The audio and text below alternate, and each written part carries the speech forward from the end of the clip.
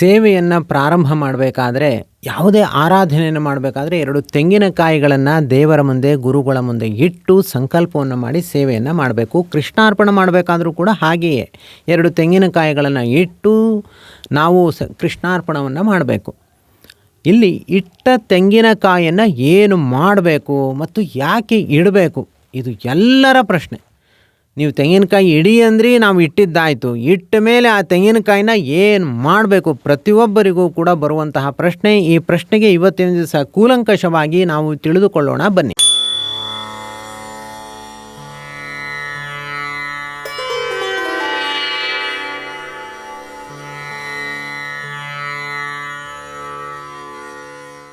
ದೇವರ ಮುಂದೆ, ಗುರುಗಳ ಮುಂದೆ ತೆಂಗಿನಕಾಯಿನ ಇಟ್ಟು ನಾವು ಸಂಕಲ್ಪವನ್ನು ಮಾಡಬೇಕು.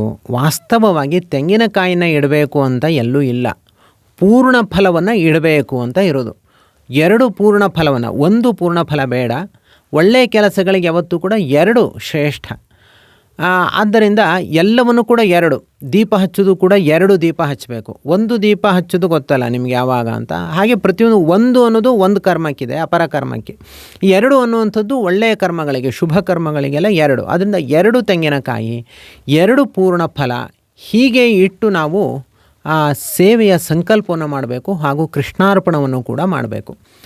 ಆ ತೆಂಗಿನಕಾಯಿ ಇಡೋದು ಅಂತಂದರೆ ಅದು ಕೂಡ ಒಂದು ಫಲ ಅಂತ ಅಷ್ಟೇ ಅರ್ಥ. ಅದು ಒಂದು ಫಲ, ಪೂರ್ಣವಾದ ಫಲ. ಬೇರೆ ಫಲಗಳು ಒಳಗಡೆ ಹಾಳಾಗಿರುವ ಸಾಧ್ಯತೆ ಇರುತ್ತೆ ಮತ್ತು ಅದನ್ನು ಮೇಂಟೈನ್ ಮಾಡೋದೆಲ್ಲ ಸ್ವಲ್ಪ ಕಷ್ಟ. ತೆಂಗಿನಕಾಯಿ ಹಾಗಲ್ಲ, ಸ್ವಲ್ಪ ಗಟ್ಟಿ ಮುಟ್ಟಿಯಾಗಿರುತ್ತೆ.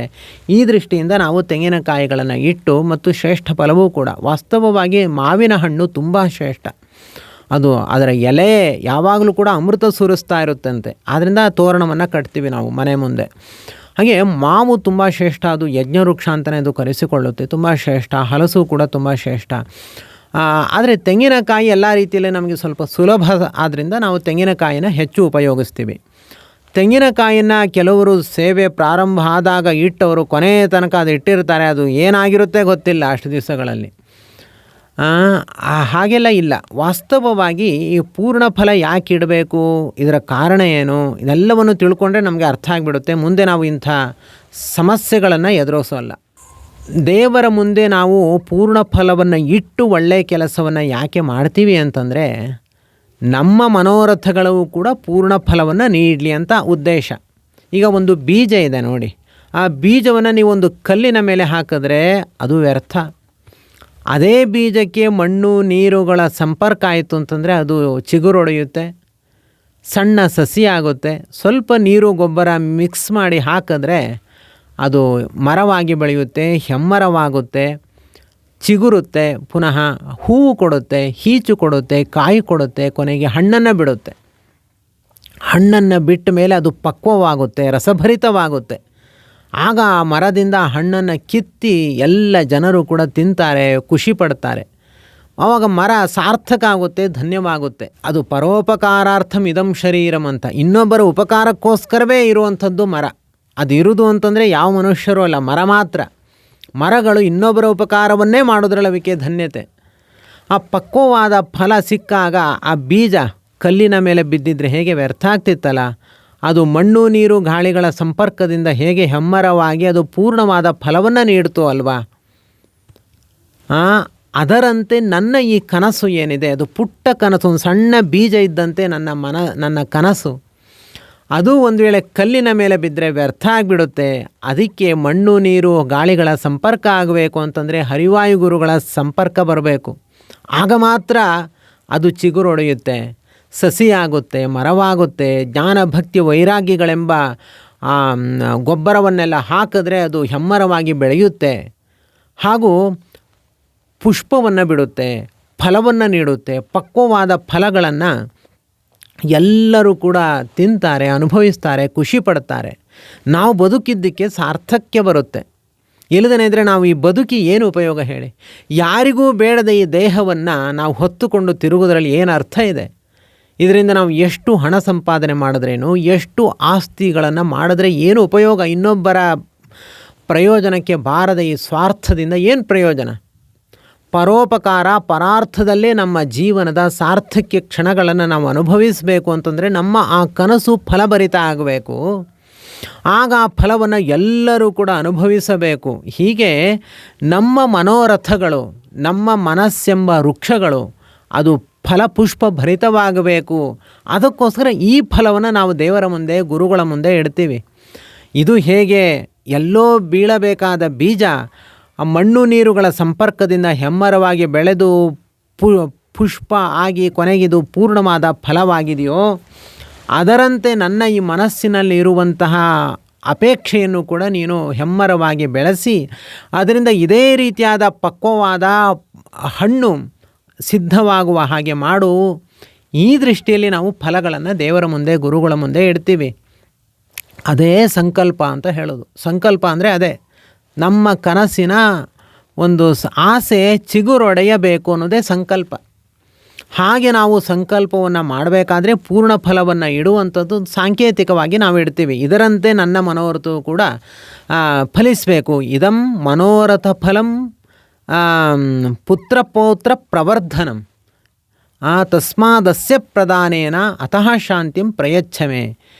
ಈ ಫಲವನ್ನು ನಾನು ಯಾಕೆ ಇಡ್ತಾ ಇದ್ದೀನಿ ಅಂದರೆ, ಇದು ಪುಷ್ಪ ಭರಿತ ಆಗಬೇಕು, ಫಲಭರಿತ ಆಗಬೇಕು. ಆ ಫಲ ಮತ್ತೆ ನೆಡಬೇಕು, ಅದರೇ ಮತ್ತೆ ವೃಕ್ಷ ಆಗಬೇಕು, ಅದರಿಂದ ಮತ್ತೆ ಫಲ ಬರಬೇಕು.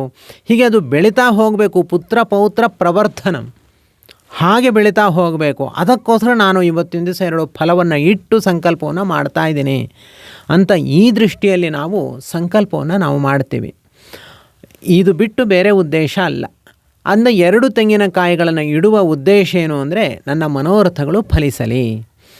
ಯಾವಾಗ ನಾವು ಈ ಅನುಸಂಧಾನದಿಂದ ಗುರುಗಳ ಮುಂದೆ ಫಲವನ್ನು ಇಡ್ತೇವೋ, ಮಾವಿನ ಹಣ್ಣಾಗಲಿ, ತೆಂಗಿನ ಹಣ್ಣಾಗಲಿ, ಅಥವಾ ತೆಂಗಿನಕಾಯಿ ಆಗಲಿ, ಅಥವಾ ಹಲಸಿನ ಹಣ್ಣಾಗಲಿ ನಾವು ಇಡ್ತೀವೋ, ಆಗ ಗುರುಗಳು ಅದನ್ನು ನೋಡಿ ಪ್ರೀತಿಯಿಂದ ನಮ್ಮ ಮೇಲೆ ಅನುಗ್ರಹದಿಂದ ದೃಷ್ಟಿಯನ್ನು ಬೀರ್ತಾರೆ.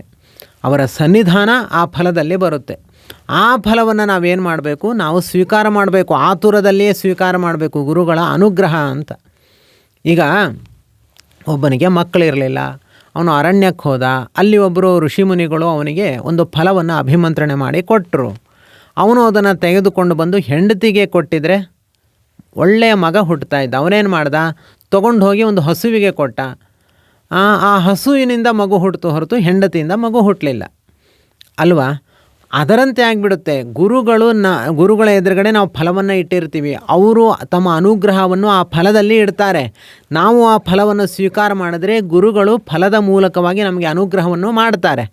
ನಾವು ಆ ಫಲವನ್ನು ತೆಗೆದುಕೊಂಡು ಯಾರಿಗಾದರೂ ಕೊಟ್ಟರೆ ಆ ಫಲ ಅವರಿಗೆ ಹೋಗುತ್ತೆ. ಇವತ್ತಿನ ದಿವಸ ಇಟ್ಟಿರುವಂತಹ ಫಲವನ್ನು ನಾವು ಯಾರಿಗೆ ಕೊಡಬೇಕು ಅಂತ ಎಲ್ಲರ ಪ್ರಶ್ನೆ. ಬ್ರಾಹ್ಮಣರಿಗೆ ಕೊಡಬೇಕಾ, ಮಠಗಳಿಗೆ ಕೊಡಬೇಕಾ, ಬಡವ ಬಗ್ಗರಿಗೆ ಕೊಡಬೇಕಾ, ಏನು ಮಾಡಬೇಕು ಅಂತ ಪ್ರತಿಯೊಬ್ಬರ ಪ್ರಶ್ನೆ. ಅದಕ್ಕೆ ಹೇಳ್ತಾ ಇದ್ದೀನಿ ಸ್ಪಷ್ಟವಾಗಿ, ಅದನ್ನು ನೀವೇ ಅವತ್ತಿನ ದಿವಸವೇ ಗುರುಗಳ ಪ್ರಸಾದವನ್ನು ಅಮೂಲ್ಯ ಸಂಪತ್ತು ಎಂಬುದಾಗಿ ಭಾವಿಸಿ ಅದನ್ನು ಸ್ವೀಕಾರ ಮಾಡಿ, ಅದನ್ನು ತಿನ್ನಬೇಕು. ಅದನ್ನು ನೀವು ಯಾರಿಗೆ ಫಲ ಬೇಕು ಅನ್ನುವಂಥ ಉದ್ದೇಶ ಇದೆ ಅವರೇ ಅದನ್ನು ತಿನ್ನಬೇಕು, ಇನ್ನೊಬ್ಬರಲ್ಲ. ಇನ್ನೊಬ್ಬರಿಗೆ ಕೊಡೋದಲ್ಲ ಅದು ಇನ್ನೊಬ್ಬರಿಗೆ ಕೊಡ್ಲಿಕ್ಕೆ ನೀವು ಬೇರೆ ಕೊಡಿ, ಇದನ್ನು ಕೊಡೋದಲ್ಲ. ಅವರಿಗೆ ನೀವು ಕೊಡಬೇಕು ಅಂತಿದ್ದರೆ ಬೇರೆ ಹಣ್ಣು ಕೊಡಿ, ಬೇರೆ ಫಲವನ್ನು ಕೊಡಿ. ಇದು ಗುರುಗಳು ನಿಮಗೆ ಕೊಟ್ಟಿರುವಂಥ ಒಂದು ಪ್ರಸಾದ, ಅದನ್ನು ನೀವೇ ಸ್ವೀಕಾರ ಮಾಡಬೇಕು. ಸಂಕಲ್ಪ ದಿವಸವೂ ಹಾಗೆ, ಕೃಷ್ಣಾರ್ಪಣ ದಿವಸವೂ ಹಾಗೆ. ಕೃಷ್ಣಾರ್ಪಣದ ದಿವಸ ಪುನಃ ನೀವು 2 ಫಲಗಳನ್ನು ಇಡ್ತೀರಿ. ಅದರಲ್ಲಿ ಪುನಃ ಗುರುಗಳ ನಿನ್ನ ಸೇವೆ ಪೂರ್ಣವಾಗಿದೆ, ನಿನಗೆ ಇದು ಸಿಗುತ್ತೆ ಅಂತ ಪುನಃ ಆಶೀರ್ವಾದವನ್ನು ಮಾಡಿ ತಮ್ಮ ಶಕ್ತಿನ ಫಲದಲ್ಲಿ ಇಡ್ತಾರೆ. ನೀವು ಅದನ್ನು ಸ್ವೀಕಾರ ಮಾಡ್ತೀರಿ, ನಿಮಗೆ ನಿಮ್ಮ ಇಷ್ಟಾರ್ಥ ನೆರವೇರುತ್ತೆ. ಸಂಕಲ್ಪದಲ್ಲಿ ಒಮ್ಮೆ ಪ್ರಸಾದ ಸ್ವೀಕಾರ, ಕೃಷ್ಣಾರ್ಪಣದಲ್ಲಿ ಪುನಃ ಪ್ರಸಾದ ಸ್ವೀಕಾರ, ಹೀಗೆ ಮಾಡಬೇಕು.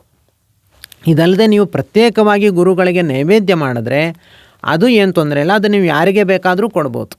ಆದರೆ ಸಂಕಲ್ಪ ಕೃಷ್ಣಾರ್ಪಣಗಳಲ್ಲಿ ದೀಕ್ಷಾಬದ್ಧವಾಗಿ ನೀವೇನು ಫಲವನ್ನು ಸಮರ್ಪಣೆ ಮಾಡ್ತೀರಿ, ತೆಂಗಿನಕಾಯಿನ ಸಮರ್ಪಣೆ ಮಾಡ್ತೀರಿ, ಅದನ್ನು ನೀವೇ ಸ್ವೀಕಾರ ಮಾಡಬೇಕು. ಹಾಗೂ ಅವತ್ತಿನ ದಿವಸವೇ ಸ್ವೀಕಾರ ಮಾಡಬೇಕು. ಇದರ ಬಗ್ಗೆ ಎಲ್ಲ ವಿಚಾರಗಳು ಕೂಡ ನಿಮಗೆ ಸ್ಪಷ್ಟವಾಗಿ ತಿಳಿದಿದೆ ಅಂತ ಅಂದ್ಕೊಳ್ತೇನೆ. ಮತ್ತು ಏನಾದರೂ ನಿಮಗೆ ಪ್ರಶ್ನೆಗಳಿದ್ದರೆ ನೀವು ಖಂಡಿತ ಕೇಳ್ಬೋದು. ಯಾಕೆಂದರೆ ಯಾವುದೇ ಒಂದು ಸಣ್ಣ ಹುರುಳಿಲ್ಲದ ಪ್ರಶ್ನೆಯಲ್ಲಿಯೂ ಕೂಡ ವಿಚಾರಗಳು ತುಂಬ ಅಗಾಧವಾಗಿರುತ್ತೆ, ಹೇರಳವಾಗಿ ಇರುತ್ತೆ, ತುಂಬ ಪ್ರಮೇಯಗಳು ಕೂಡ ಇರುತ್ತೆ. ಅದು ನೀವು ಏನೇ ಪ್ರಶ್ನೆಯನ್ನು ಕೂಡ ನೀವು ಮಾಡ್ಬೋದು. ಇವತ್ತಿನ ದಿವಸ ಶ್ರೀಮತಿ ಗಂಗಾ ಸಿದ್ದರಾಜು ಇವರು 1 ಲಕ್ಷ ಬಾರಿ ಶ್ರೀ ರಾಘವೇಂದ್ರ ಎಂಬ ನಾಮಲೇಖನವನ್ನು ಮಾಡಿದ್ದಾರೆ. ತುಂಬ ಸಮಸ್ಯೆಗಳಿತ್ತು, ಕಗ್ಗಂಟುಗಳಿತ್ತು, ಅದೆಲ್ಲವನ್ನು ಕೂಡ ಕೇವಲ ನಾಮಲೇಖನದಿಂದ ಪರಿಹಾರ ಮಾಡಿಕೊಂಡಿದ್ದಾರೆ. ಇವರ ಮಾತುಗಳು ನೀವು ಕೇಳಬೇಕು. ಎಷ್ಟು ಶ್ರದ್ಧೆಯಿಂದ ಇವರು ಮಾತನಾಡ್ತಾರೆ, ಎಷ್ಟು ಅವ್ರಿಗೆ ವಿಶ್ವಾಸ ಇದೆ ಅನ್ನೋದನ್ನು ನೀವು ನೋಡಬೇಕು. ಅವರ ಮಾತನ್ನೇ ಈಗ ಕೇಳೋಣ ಬನ್ನಿ. ನಾಮಲೇಖನ ಬರೆದಿರೋದಕ್ಕೆ ಸ್ಫೂರ್ತಿ ನೀವೇ. ನಿಮ್ಮ ಯೂಟ್ಯೂಬ್ ನೋಡಿ ನಾನು ನಾಮಲೇಖನ ಮಾಡಿರೋದು. ನನ್ನ ಆರೋಗ್ಯದ ಸಮಸ್ಯೆ ಇತ್ತು.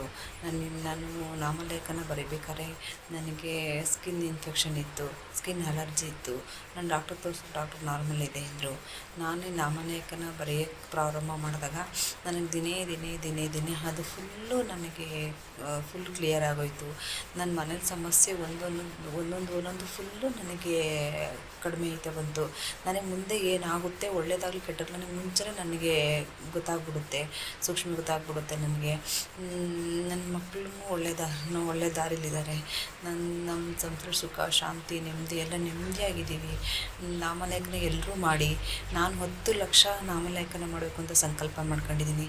ನಾನು ಕೊನೆ ಉಸಿರು ಇರೋವರೆಗೂ ನಾನು ನಾಮಲೇಖನ ಮಾಡ್ತೀನಿ. ಆದರೆ ನಾನು 10 ಲಕ್ಷ ನಾಮಲೇಖನ ಮಾಡ್ತೀನಿ. 10 ಲಕ್ಷ ನಾನು ಮಾಡಿದ್ರೆ ಯಾರನ್ನು ಬರೆಯೋರಿಗೆ 5 ಲಕ್ಷ ನಾಮಲೇಖನ ಬರೆಯೋಕ್ಕೆ ನಾನು ಕೊಡಿಸ್ತೀನಿ. ಯಾರನ್ನು ಬರಿತೀವಿ ಅಂದರೆ ನಾನು ನಾಮಲೇಖನ ಬುಕ್ಸ್ ಅವ್ರಿಗೆ ನಾನು ದಾನವಾಗಿ ಬರೆಯೋಕ್ಕೆ ಕೊಡ್ತೀನಿ.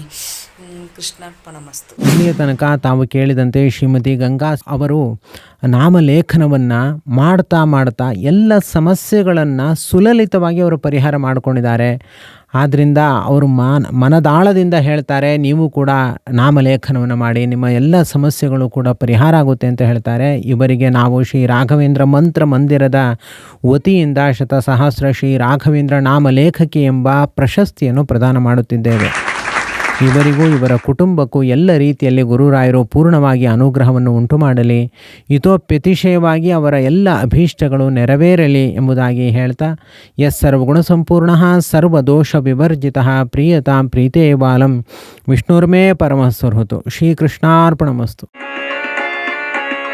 ಶ್ರೀರಾಘವೇಂದ್ರ ಶ್ರೀರಾಘವೇಂದ್ರ ಶ್ರೀರಾಘವೇಂದ್ರ ಶ್ರೀರಾಘವೇಂದ್ರ